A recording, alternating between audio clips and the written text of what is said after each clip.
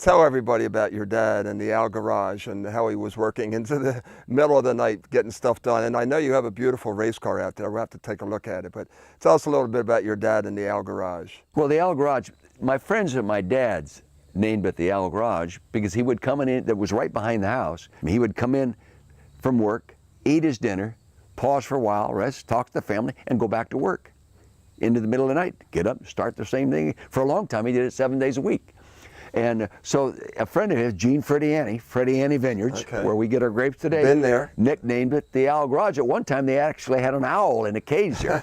Yeah, the Owl Garage, because he worked all night. But I learned a lot working that garage. I hated it initially, but I gained an appreciation for hard work. I started working there about 12 years old, cleaning parts, and it was a responsibility. Even after football practice in high school, I would do Saturdays and Sundays. I got a driver's license early in my career because I could drive the tow car because he had 3A and National Automobile Towing Services.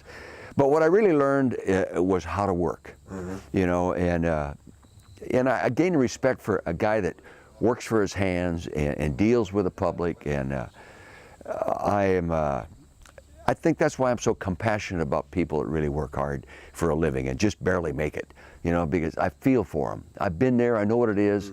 I've seen people come in and squawk about their bill when they should have been glad he did it so cheaply, you know. And my kids always tease me when I buy something. They always say, "Dad, did you ask him if he'd take more?" You know, and that's my basic thinking. It goes all the way back to that. And my mom never worked. She worked. You know, we ate breakfast, lunch, and dinner together. Even in school, in a small town, you come home for lunch. You know, so it was a great environment to grow up in. My dad was tough, really tough, and not abusive, but tough. I knew what it was to get my ass chewed out, okay? And he never said he was sorry, and almost never said you did a great job. Every once in a while, he'd throw you a crumb.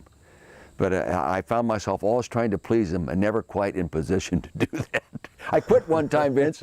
I said, "The hell with this, I'm not taking it." Did he tell you to pack the bags and move out? No, but the funny thing is, when it came down to lunch, I come in the house to eat lunch, he's sitting at the other end of the table. There's my father and my boss that I just quit.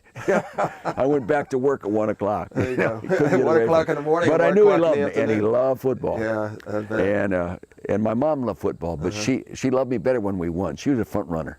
She was a front runner. If they could only see you now, right? You know, you talk about your dad working into the wee hours of the morning, and then here you come to Philadelphia, and everybody was making such a big deal because you're spending Tuesday, Wednesday, Thursday night. The only time we'd see you on Thursday, we used to do that, the coaches show. You know, you wouldn't surface. I mean, it wasn't a big deal for you to be spending all that time at the vet, was it? No, that wasn't hard work. That was fun. I mean, even in losing, it was not hard work. Well, one of your favorite sayings was "Nobody ever drowned in sweat." That's so true. I used to love it. I use it all the time when I'm speaking. Yeah. You know, one of my favorite lines out of the movie came from Stan Walters, actually, and it was like, "Hey, coach, you're going to cut the first 40 to find the last 5." And, you know, that first training camp was pretty brutal. And you're talking about guys moaning and groaning. And I looked at it, said, man, moan and groan as much as you can. That's music to my ears. Because you're there. Yeah, I'm going to keep my mouth shut, and I'm just going to do everything you ask me to do. But you know, you eventually flip it, and you always give a lot of credit and attention to the Dirty Dozen. Tell us about the Dirty Dozen. Well, the Dirty Dozens are the 12 players that were on the roster that we took over in 1976 that lined up and played in the Super Bowl. 12 guys made it. You know, in St. Louis, 9 guys made it in 3 years. But those 12 guys are very, very special people. We know what you did with the Rams. First of all, with the Rams, what was going through your mind when that ball and that game ends on the 1 yard line? Was your heart in your throat? Well, you know, prior to that snap, I was talking to Mike Martz, the offensive coordinator in the press box, to get the first 3 plays ready if we get the kickoff, because I thought they were going to score. I just felt it. I thought they were going to score. And I hadn't given up anything, but I didn't want to all of a sudden panic and start thinking, oh my God, it's overtime. That whole drive I was thinking this could go to overtime, so I had the coaches plotting an overtime game plan. And I sure as hell didn't want to win the toss, or lose the toss rather. I wanted to win the toss. If we won the toss, we'd go win the ball game. If we lost the toss, we may not win the football game. So all these thoughts, and all of a sudden I see the last snap, and I see the ball thrown. I know it's caught, but I couldn't tell where it was because the offensive the back of the offense was in front of me from my vantage point. So I looked down to the side judge, and he runs in. I'm waiting for him to go this way or this way. When he went that way, I went that way. We won the football. We won a world championship. And so there was a lot of things going through my mind, and I was excited. I think in one of the highlight films, it shows me going, this is how it ought to be. It ought to come down. If you're playing for a world championship, it ought to come down to the last frickin' play of the game. How did that change your life? You know, it didn't change me. It changes how people look at me. You know, Vince, in 1980, we lost a Super Bowl. It takes the same thing to go to lose a Super Bowl as a team as it does to go there and win it. You got to get there. But no one ever introduces me, Coach Dick Vermeil, losing Super Bowl coach.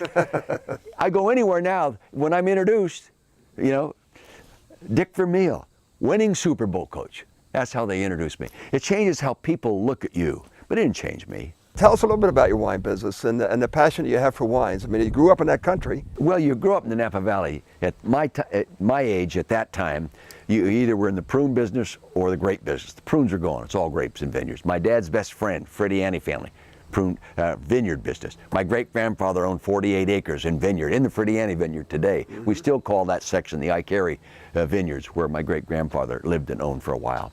But I grew up helping my grandfather Vermeil on the French side of the family make our yearly wines. And every third year we were drinking what we made 3 years ago. It was always a family ceremony and an opinion, and my dad doing the sniffing and rolling the glass, and what do you think, and what do you think, you know, and when we got a little older, to ask you what you thought. For me, I'm not in it to make money. It's all about you and your passion. I'm in it to make the best frickin' wine my little group of people can make and take pride in it. It's got a great name on it. The negative of having my name on it, our family name on it, Vince, is really anywhere we go, I'm the only guy who can sell it. Well, it's a favorite in the Poway house, that's for sure. And we give it away as gifts to people. When they get that autograph. I know you do. Yeah, when they get that autographed bottle from Jean-Louis, yeah. And there it is. Hey, my God, you would have thought that I gave him a gold ink. Yeah, hey, John Gruden just ordered 2 cases. There you go, as he should. Tell the people out there something that we don't know about you that would surprise them. Oh my God, that's hard. You know, I am so open with what I am, because what I learned, the better you know yourself as a football coach, the more you can help yourself, surround yourself with people to cover the things you don't know and are not real good at. And I think that's one of my big attributes. I think some head coaches in the NFL have failed that were really fine coaches, but they couldn't recognize where they needed help, and they didn't hire the right person to cover that base.